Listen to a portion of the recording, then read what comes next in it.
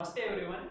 आज की क्लास में हम संपूर्ण अवकल समीकरण के बारे में डिस्कस करेंगे और ये नया टॉपिक है। अभी तक हम अचल गुणांकों वाली रैखिक अवकल समीकरण को पढ़ चुके थे। उसमें हमने कम से कम 5 लेक्चर या 6 लेक्चर तो अचल गुणांकों वाली अवकल समीकरण कैसे सोल्व करते हैं, जिनमें अलग अलग क्यू के मान के लिए सोल्व किया था। उसके बाद में समघात रैखिक अवकल समीकरण कैसे सोल्व करते हैं वो डिस्कस किया था। उसके बाद में कैसे कोई अवकल समीकरण दी हुई हो उसे समघात रूप में कैसे बदला जाए, वही समघात रूप को कैसे अचल गुणांकों वाली रैखिक अवकल समीकरण में बदला जाए। तो हम आज पढ़ेंगे संपूर्ण अवकल समीकरण। संपूर्ण अवकल समीकरण क्या होती है? ऐसी कोई अवकल समीकरण दी हुई हो P D X plus Q D Y plus R D Z, जहां पी क्यू एंड आर क्या हो, एक्स वाई जेड के फलन हो। इसे समीकरण नंबर 1 दे देते हैं। अब संपूर्ण अवकल समीकरण की समाकलनीयता की शर्त, आवश्यक शर्त और पर्याप्त प्रतिबंध क्या है उसको डिस्कस करते हैं, क्योंकि सोल्व करने के लिए इसकी आवश्यक शर्त क्या है कि भाई हाँ ऐसा होना चाहिए, तब जाके संपूर्ण अवकल समीकरण कहलाएगी। तो सबसे पहला टॉपिक आता है इसमें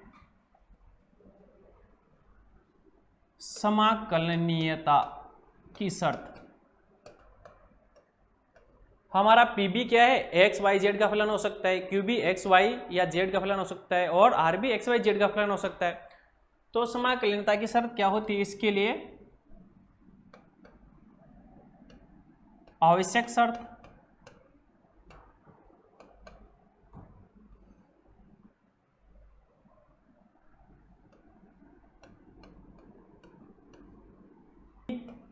क्यू आर और यहाँ पे del by del X, del by del Y, del by del Z, P Q R. ये क्या है? 3/3 की एक मैट्रिक्स है, वो बराबर 0 होना चाहिए। और इसे ऐसे भी लिख सकते हैं, देखो P ये लेंगे तो ये कैंसिल और इन दोनों का मल्टीप्लाई, ऐसा होगा नहीं होगा? Del R upon del Y minus del Q upon del Z plus Q के लिए यहां ये दोनों del P by del Z minus del X minus del R divide by del x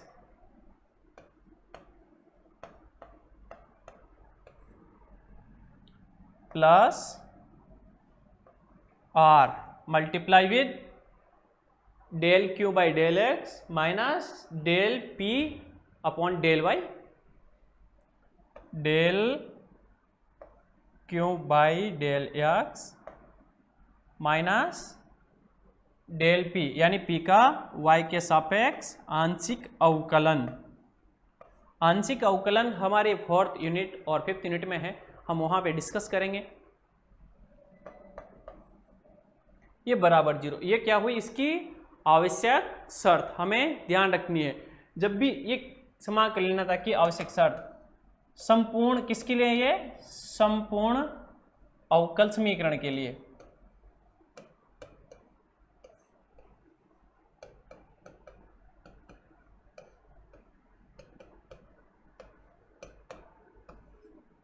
first तो डेफिनेशन होगी, इसे सेकंड डाल लो,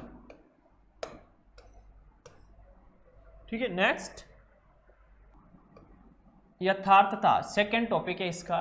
इसी में एक तो आवश्यक शर्त थी, एक है यथार्थता की शर्त।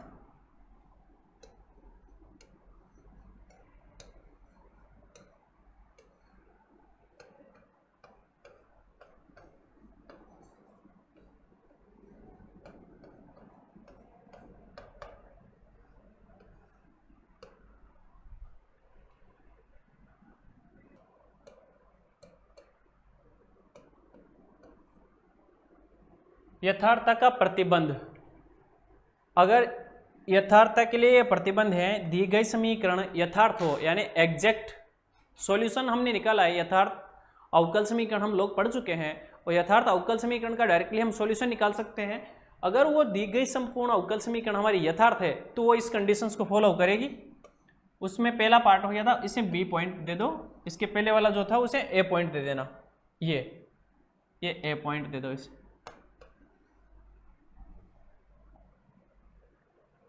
इसके बाद में इसे सोल्व करने के मेथड पढ़ेंगे। संपूर्ण, टॉपिक नंबर 3, संपूर्ण अवकल समीकरण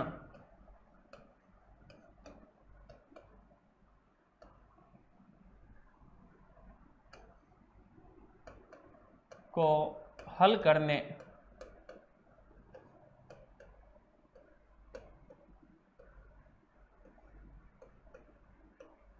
की विधियां।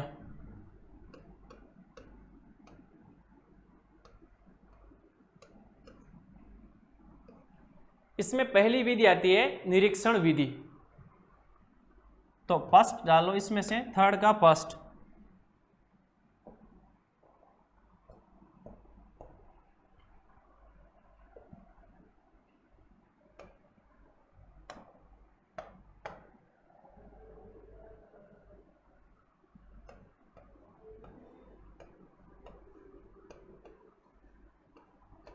फर्स्ट है निरीक्षण विधि। तो सेकंड मेथड है हमारा समघात समीकरण हेतु विधि, और थर्ड है सहायक समीकरण, और फोर्थ है जनरल यानी कि सामान्य विधि।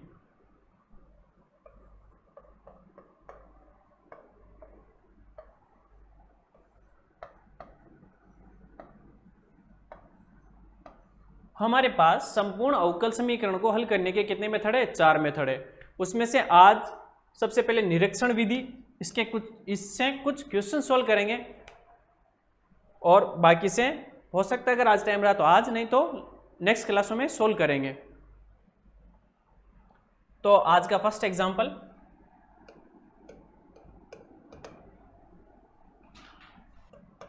तो हमारा पहला एक्सरसाइज है 2x² plus 2xy plus 2xz² plus 1 bracket में बंद dx plus dy plus 2z dz equal to 0।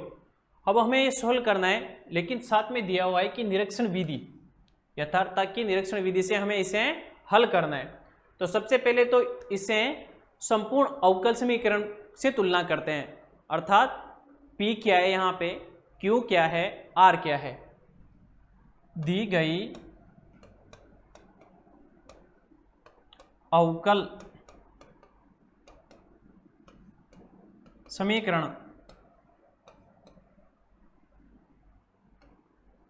की p dx q dy plus r dz equal to 0 से तुलना करने पर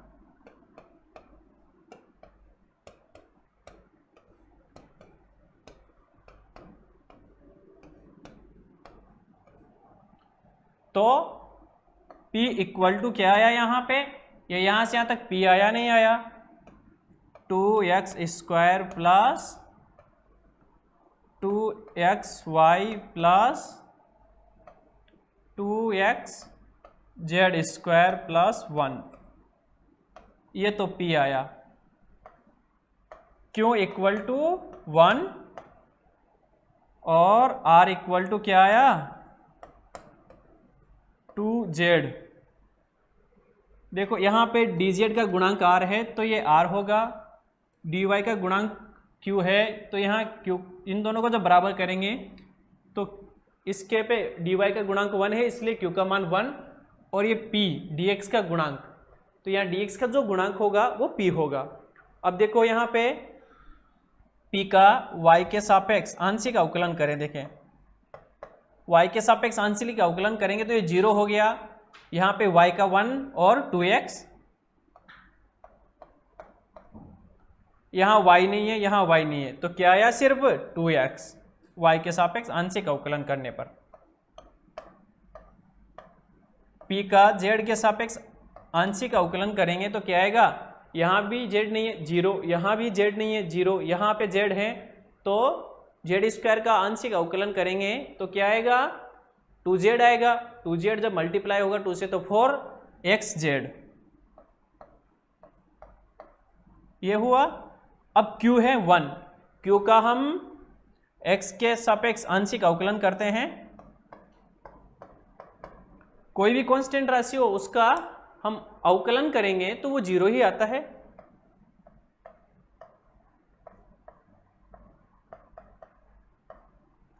इसी प्रकार r का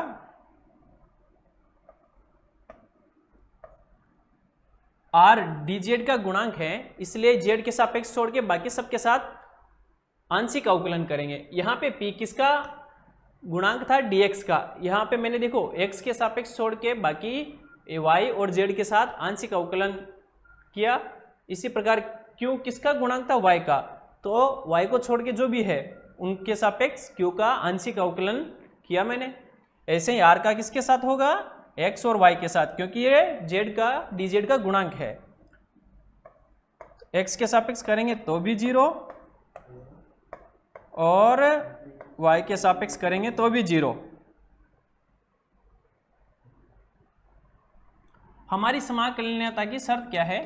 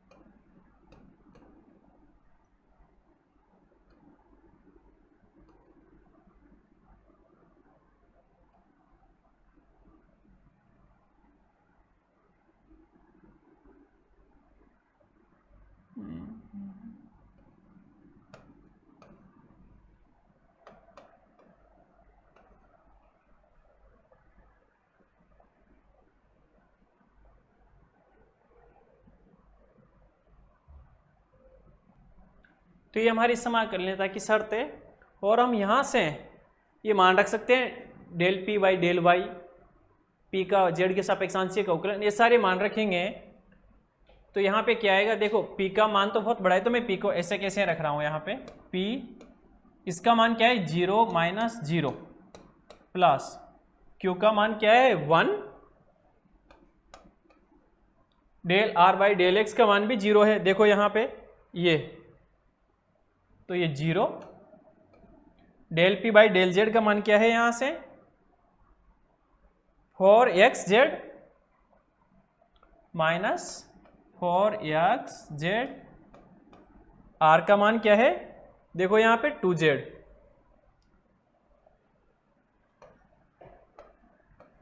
और डेल पी डेल वाई का मान 2x है ना,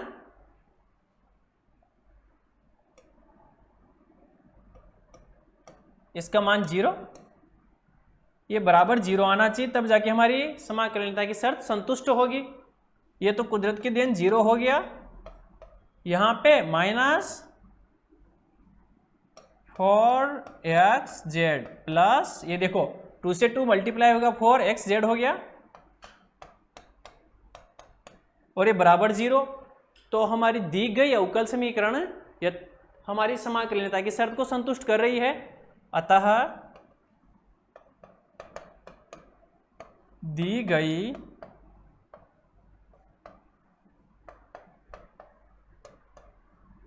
अवकल समीकरण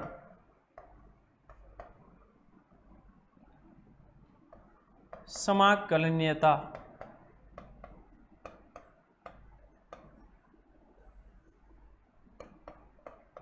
की शर्त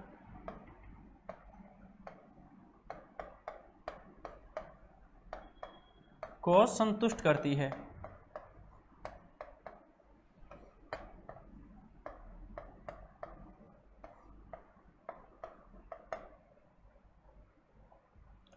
अब हम उसे सोल्व कर सकते हैं। देखो यहां पे हमें अवकल समीकरण जो दी गई थी,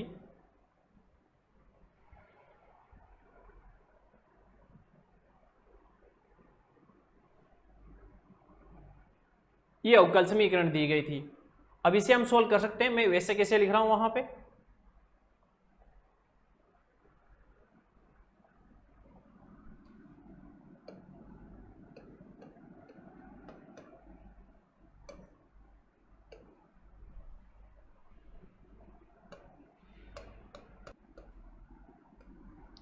अब इस अवकल समीकरण में देखो 2x सारे में कॉमन आ रहा है। मैं लिख सकता हूं 2x को बाहर, ये लो मैंने 2x को बाहर ले लिया। यहां पे क्या बचा, x प्लस यहां पे y प्लस यहां पे z स्क्वायर, यही बचा। उसके साथ dx प्लस यहां dy प्लस 2z dz, ऐसा बचा। देखो यहां पे अब इसका पूरी समीकरण में भाग दे तो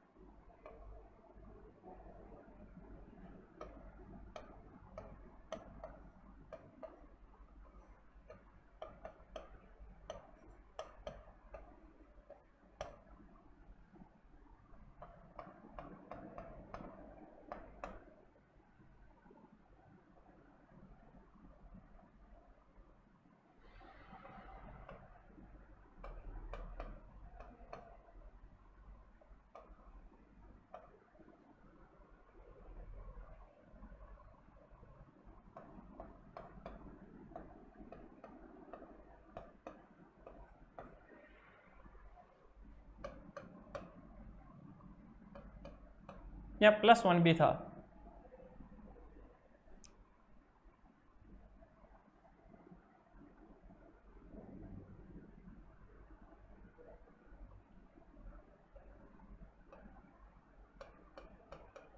यहाँ +1 है, मैं इसे अलग लिख सकता हूँ ना, क्योंकि 2x तो मैंने इसमें से लिया है कॉमन, सिर्फ इसमें से, और ये 1 भी है तो इसे dx लिख सकता हूँ ऐसे अलग से।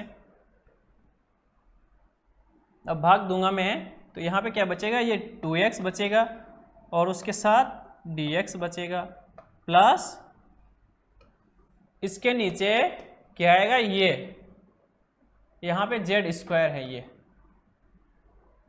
dx plus dy plus 2z dz divide by x plus y plus z square equal to 0। अब देखो इसे हम आसानी से नहीं कर सकते क्या, एग्जैक्ट डिफरेंशियल इक्वेशन बन गई। इसे ऐसा लिख सकते हैं नेक्स्ट स्टेप में, और x स्क्वायर का अवकलन 2x है, और इसे भी ऐसे लिख सकते हैं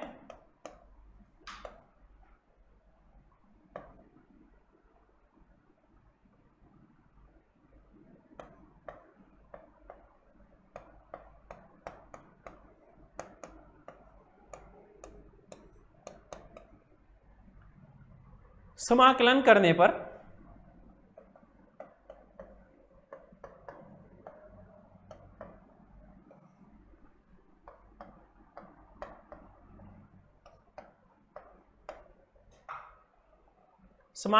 पर क्या आएगा, यहां तो x square plus log x plus y plus Z square equal to C, जहां सी क्या है, स्वैच अचर है।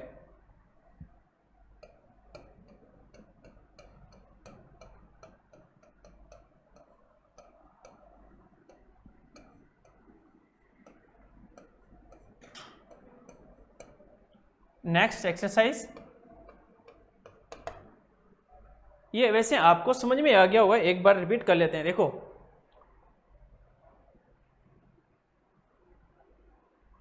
हमें ऐसा बड़ा सा इक्वेशन दिया हुआ होगा, अभी तक हम 2 वेरिएबल के लिए सोल्व कर रहे थे। इसमें कितने वेरिएबल हैं, 3। अब 3 वेरिएबल हैं और वह संपूर्ण अवकल समीकरण है, तो उसमें क्या करते हैं, हम समाकलनीयता की शर्त संतुष्ट करवाते हैं। समाकलनीयता की शर्त संतुष्ट होती है तो उसमें जो मेथड हमें दिया है उस मेथड से सोल्व करते हैं। आज हम निरीक्षण मेथड से सोल्व कर रहे हैं।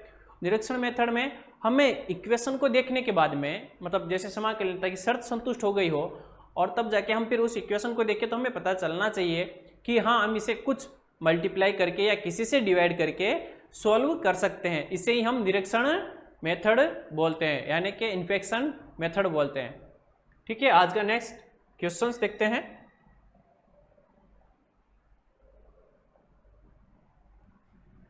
हमें सेकेंड क्वेश्चन से दिया हुआ है Y square plus Z square minus X square bracket 1 dx minus 2x y dy minus 2x z dz। अब सबसे पहले हमें क्या करना है, संपूर्ण अवकल समीकरण में दी गई अवकल समीकरण की तुलना संपूर्ण अवकल समीकरण का जो स्टैंडर्ड में रूप है उससे तुलना करते हैं। तो दी गई अवकल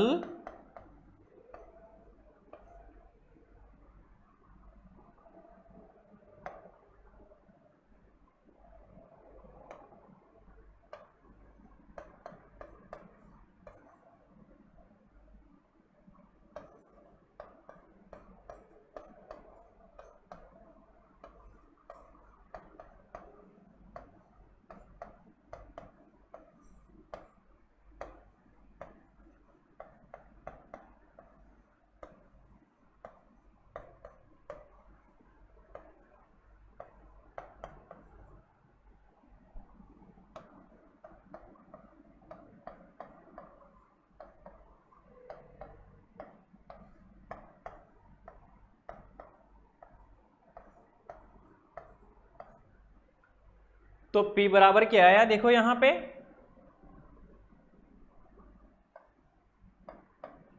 Y square plus Z square minus X square, ये तो P आया। Q बराबर minus 2xy and R equal to क्या आया, माइनस 2xz, यही आया ना।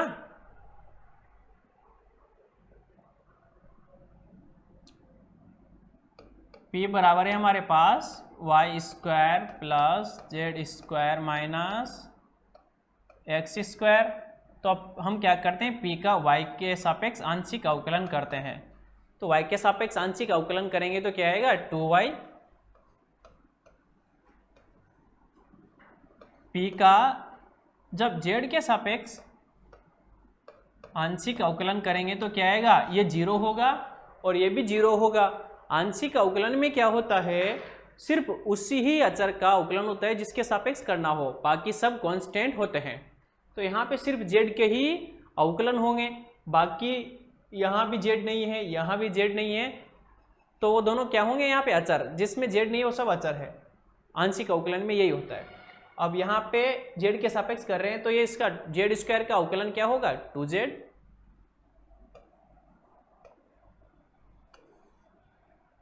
क्यों, इक्वल टू था हमारा माइनस 2xy।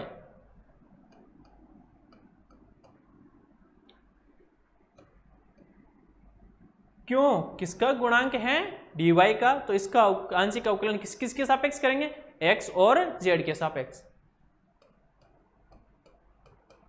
x के सापेक्ष करेंगे तो क्या आया, ये 2y, और जब z के सापेक्ष करेंगे तो 0, क्योंकि यहाँ पे कोई z का गुणांक है ही नहीं। r इक्वल टू क्या है, -2xz। अब r का हम x के सापेक्ष करेंगे तो -2z, और r का y के सापेक्ष आंशिक अवकलन करेंगे तो 0। अब समाकलनीयता की शर्त क्या है,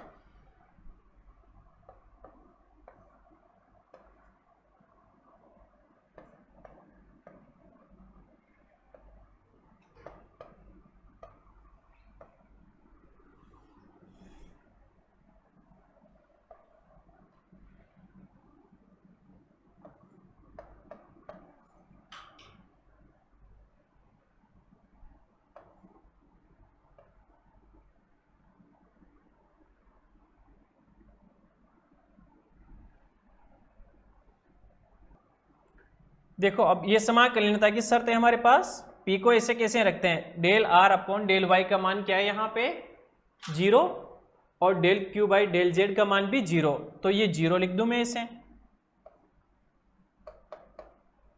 प्लस q डेल p का z के सापेक्ष आंशिक अवकलन क्या है 2z, और q क्या है यहाँ पे -2xy,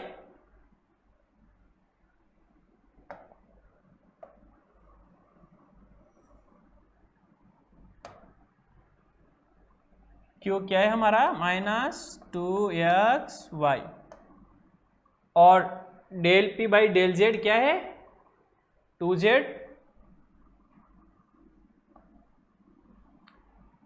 r का y के सापेक्ष आंशिक अवकलन 0, प्लस r क्या है यहाँ पे -2xz,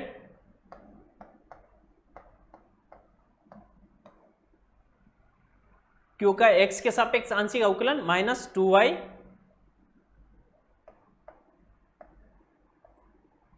और P का y के सापेक्ष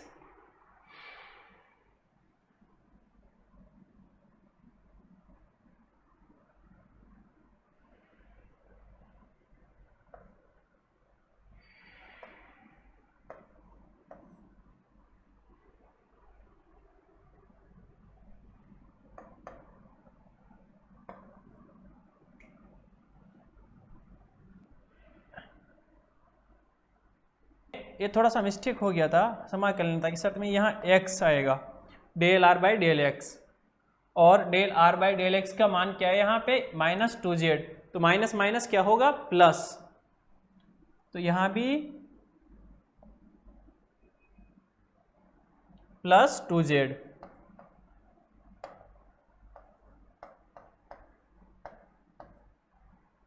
अब देखो यहाँ पे प्लस के 4z जब 2 से मल्टीप्लाई होंगे तो 4 2 से मल्टीप्लाई होंगे तो 8 हो जाएगा, 8xyz होगा, नहीं होगा माइनस का, मैं इसे यहाँ लिखता हूँ -8xyz। अब देखो ये माइनस के 4 जब माइनस के 2 से मल्टीप्लाई होंगे तो प्लस के 8xyz हो गया प्लस का,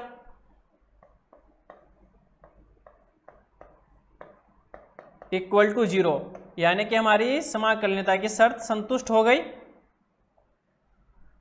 अतः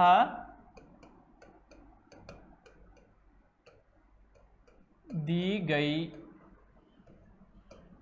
संपूर्ण अवकल समीकरण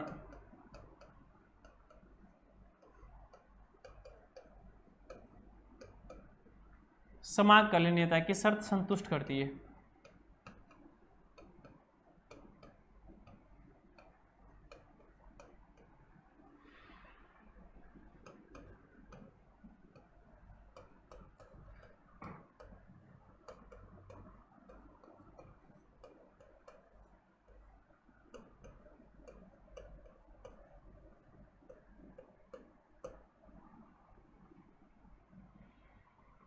पुनः दी गई अवकल समीकरण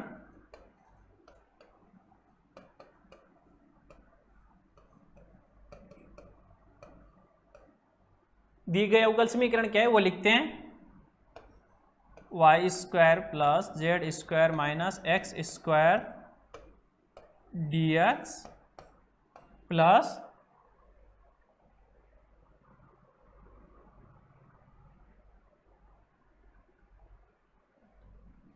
minus 2x Y D Y plus minus 2x Z D Z equal to 0। ये अवकल समीकरण हमें दी गई है। अब देखो ये हमें किससे, निरीक्षण विधि से सॉल्व करनी है। तो यहां पे दोनों में से x कॉमन आ रहा है क्या, देखिए देखो,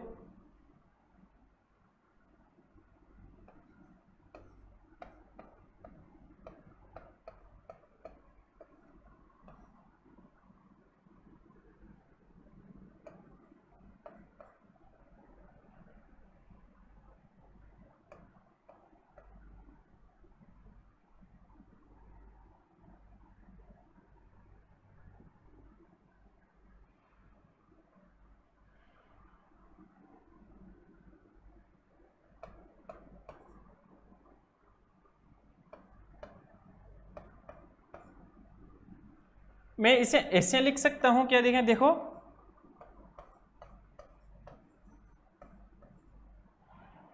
ऐसे देखो, यहां पे माइनस में एक्स स्क्वायर डी एक्स होता तो मैंने क्या किया, ये प्लस का x square D x minus 2x square D x, दो में से जब एक जाएगा तो वही बचेगा, मैंने इसे ऐसे मॉडिफाई कर दिया। और यहां पे भी minus 2x Y D Y minus 2x Z D Z equal to 0। अब देखो इन तीनों में से मैं माइनस 2x कॉमन लूँ तो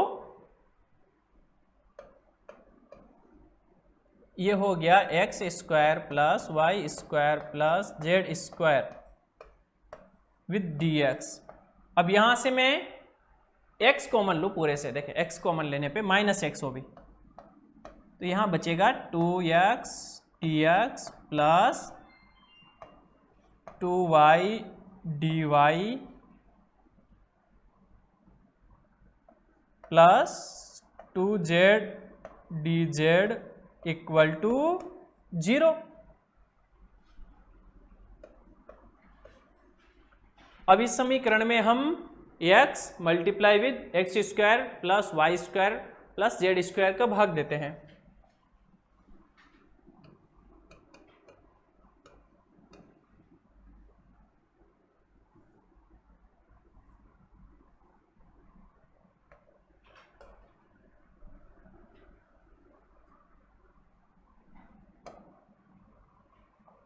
इस समीकरण से ऐसे लिख सकते हैं कि नेक्स्ट स्टेप में देखें, देखो ये समीकरण में ऐसी दी हुई है,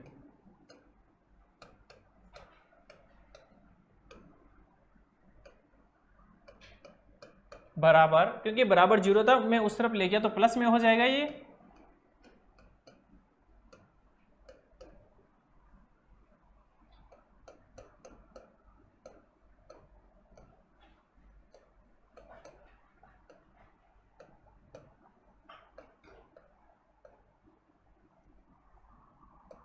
ये हुआ, x को इस तरफ ले जाऊं और X square plus Y square Z square को यहां पे इसके डिवाइड में ले आता हूं, तो वैसे तो कर ही सकते हैं हम इसे। तो यहां क्या हुआ, dx upon X equal to, यहां पे वो 2x dx plus 2y dy plus 2z dz divide by X square plus Y square plus Z square. अब इसका क्या करते हैं, हम समाकलन करते हैं। समाकलन करने पर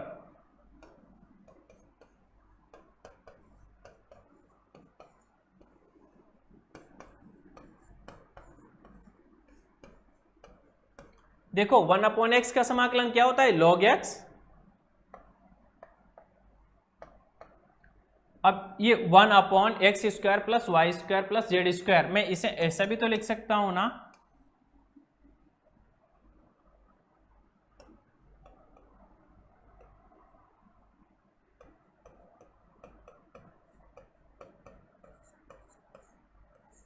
ऐसे नहीं लिख सकता क्या? लिख सकता हूं ना। कैसे? जब मैं इसका अवकलन करूंगा log x² plus y² plus z² का, तो 1/x² प्लस y² z² हो गया, और जब इसका अवकलन होगा x² का 2x dx, y² का 2y dy प्लस z² का 2z dz हो गया। और जब इसका समाकलन करेंगे तो क्या आएगा? log x² plus y² plus z² आएगा या नहीं आएगा? तो मैं वही लिख रहा हूं, प्लस log c लिख देता हूं क्योंकि हमें कांस्टेंट भी लिखना होता है। और क्या आएगा? log x² plus y² plus z²। देखो log m प्लस n क्या होता है? log mn होता है, नहीं होता है?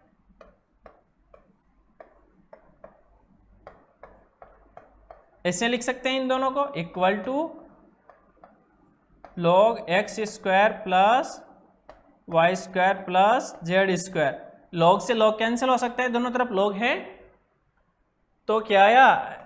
xc बराबर x² plus y² plus z², जहां c क्या है? स्वैच अचर।